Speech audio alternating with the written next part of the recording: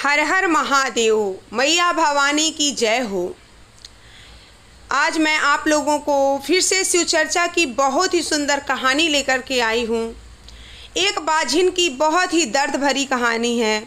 आप लोग इस कहानी को पूरी ज़रूर सुनिएगा। कहानी बहुत ही अच्छी है। कहानी शुरू करने से पहले आप लोगों से निवेदन है, कृपया चैनल को सब्सक्राइब ज़रूर कर लीजिए और बेल आइकन भी प्रेस कर लीजिए, क्योंकि इसी प्रकार की वीडियो इस चैनल पर डेली अपलोड होती हैं। आइए कहानी को शुरू करते हैं। एक गांव में एक अम्मा थी। उन्होंने अपने बेटे की शादी बड़े ही धूमधाम से कराया। बहू घर में आई। बहू एकदम लक्ष्मी स्वरूप थी। बहुत अपने सास की सेवा करती, मानती थी सास को, हमेशा अच्छे से रहा करती थी। समय बीत रहा था धीरे धीरे।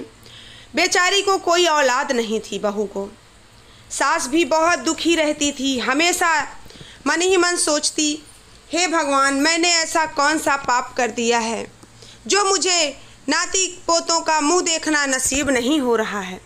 अब इस उम्र में पता नहीं कब प्राण निकल जाएं और अभी तक मैं नाती का सुख न पाई। माँ अपनी तरफ परेशान, बहू अपनी तरफ परेशान। बहू भी सोचती, पता नहीं क्या होगा, पता नहीं मुझे बेटा नसीब होगा या नहीं। लेकिन गांव की जो औरतें थीं उनको बड़ी तकलीफ़ होती थी। वो क्या करती, जब भी कुछ वो बाहर निकलती, अम्मा की बहू सब कुछ ना कुछ बात को लेकर के अपने अपने हिसाब से ताने मार दिया करती। कभी कोई कुछ कहता, कभी कोई कुछ कहता। बेचारी दर्द भरा घूंट पिए रह जाती, कभी किसी को पलट कर जवाब ना देती।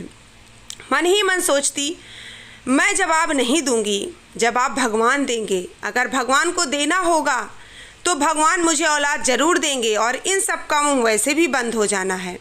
आज जितना बोलना है बोल लें। हमेशा बेचारी सीधी सादी रहती, अपने काम से मतलब रखती थी। लेकिन गांव की औरतों का पेट कहाँ भरने वाला है।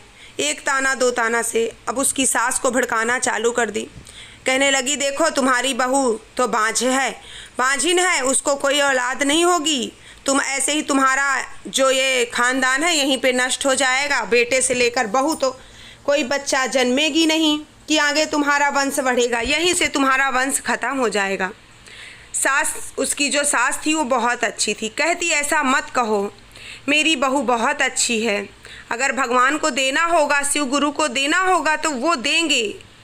उनके घर देर है अंधेर नहीं है। हमेशा शिव गुरु पर विश्वास करती थी। एक दिन एक गुरु बहना मिल गई जो शिव को गुरु बनाया हुआ था उन्होंने। वो आकर के इनके दरवाजे पर पानी मांगने लगी। जब पानी मांगी तो बहू पानी लेकर के आई तो बहू को देखकर कहती हैं, बेटा तुम बहुत अच्छी हो, प्यासे को पानी पिला रही हो, भूखे को भोजन खिला रही हो, इससे ज़्यादा पुण्य का क्या काम है। वो कहने लगी, अरे चाची, अब मैं क्या ही बताऊं अपना दर्द। मुझे किसी चीज़ की कोई कमी नहीं है। मेरी सासू माँ बहुत अच्छी हैं, माँ की तरह प्यार करती हैं, कभी मुझे ताने नहीं मारती, कभी कोई काम के लिए कुछ नहीं कहती। लेकिन मेरे कोई औलाद नहीं है। वो कहती नहीं है पर मन ही मन वो भी बहुत दुखी हैं और हम भी बहुत दुखी हैं। काश मेरे भी एक कोई लड़का या लड़की कुछ भी हो जाता, बस मेरी गोद सूनी ना रहती। जो शिव शिष्या थी वो कहने लगी, एक काम करो, तुम शिव चर्चा में आओ, शिव को अपना गुरु बनाओ, हाजिरी लगवाओ और शिव जी से ये मन्नत मांगो कि वो तुम्हारी गोद भर दे। इसके बाद तुम शिव चर्चा कराना। वो घर आई, अपने पति से कहने लगी कि देखो, मुझे आप आज एक गुरु बहना मिली थी जिन्होंने शिव को गुरु बनाया हुआ है।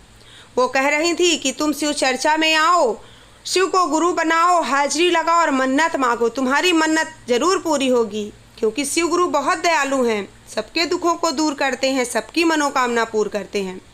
तुम्हारी भी मनोकामना ज़रूर पूरी करेंगे।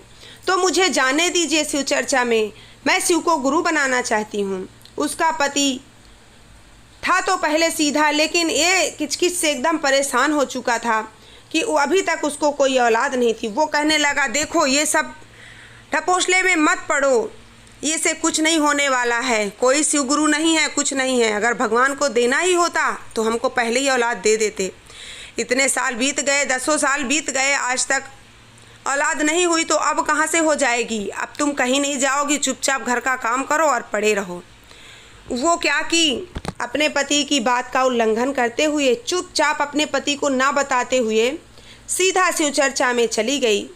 वहाँ उसने शिव को गुरु बनाया, हाजिरी लगवाया, अपनी अरमान जो भी थे मन में, आँख में आंसू लिए शिव गुरु के सामने सारे अरमान रख दिए उसने। शिव गुरु तो वैसे भी सब समझते हैं, पहले ही समझ चुके थे, लेकिन ऐसे ही कहाँ सबको देने वाले हैं। ऐसे ही दे देंगे तो आप भक्ति कैसे करोगे। अब जब वो घर आई, उसका काम में भी मन लगता, वो 3 सूत्रों का पालन भी करती शिव गुरु के। अब वो हमेशा अच्छे से पूजा पाठ भी करने लगी। धीरे धीरे 1-2 महीने 3 महीने ही बीते थे कि वो माँ बनने वाली थी। उसकी खुशी का तो ठिकाना ना रहा और उसकी आस्था जो थी शिव गुरु में और ज़्यादा लीन हो गई। अब अपने पति से कहने लगी, देखो मैंने आपकी चोरी से शिव को गुरु बनाया था, उनसे हाजिरी लगाई थी और अपने अरमान सारे बताए थे। देखो आज 2-3 महीना ही हुए हैं और मैं माँ बनने वाली हूँ। वो भी बहुत खुश हुआ और शिव के चमत्कार को समझ गया। उसकी सास भी बहुत खुश हुई कि अरे इतने सालों से कुछ नहीं हो रहा था, अब ये कैसे हो गया। उसने 9 महीने में बहुत ही सुंदर लड़के को जन्म दिया। ये जो बात थी वो पूरे गांव में फैल गई आग की तरह कि देखो जिसको 10 साल से कोई बच्चा नहीं था, शिव को गुरु बनाते ही शिव ने ऐसी कृपा बरसाई इसके ऊपर कि देखो ये माँ बनने वाली थी और आज एक खूब सुंदर बेटे को जन्म भी दिया इसने। अब उसने क्या किया, सभी औरतों को बुलाया, शिव चर्चा रखी और वहाँ पर बहुत ही धूमधाम से शिव चर्चा हुई। और वो कहने लगी कि जो लोग मुझे ताने देते थे, आज शिव गुरु ने सबका मुंह बंद कर दिया। सब शर्मिंदा महसूस कर रही थी अपने आप को, शर्म से सब तार तार थी क्योंकि सब ने ताना दिया था, किसी ने छोड़ा नहीं था। अब वो सब बहुत खुश थे। सब कहने लगे कि अब हम भी शिव को गुरु बनाएंगे और शिव से अपनी मुराद पूरी करवाएंगे, शिव से अपनी हर इच्छा बताएंगे शिव को, क्योंकि वो बहुत दयालु हैं, वो ज़रूर पूरी करेंगे। सब ने शिव को गुरु बनाया। अब तो गांव-गांव में शिव चर्चा होने लगी। सब 3 सूत्रों का पालन करते और सब ने शिव को गुरु बना लिया और पूजा पाठ भी बहुत ज़ोर शोर से करने लगे। उसका पति भी पूजा पाठ करने लगा। सब ने शिव को गुरु बना लिया। शिव गुरु ऐसे ही हैं, अगर उन पे ज़रा विश्वास करोगे तो वो बहुत सारा तुम्हारे पे लुटा देंगे। जो भी तुम्हें चाहिए वो ज़रूर पूरा होगा।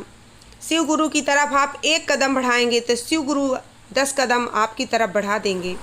ये थी मेरी आज की कहानी। उम्मीद करती हूँ आपको कहानी पसंद आई होगी।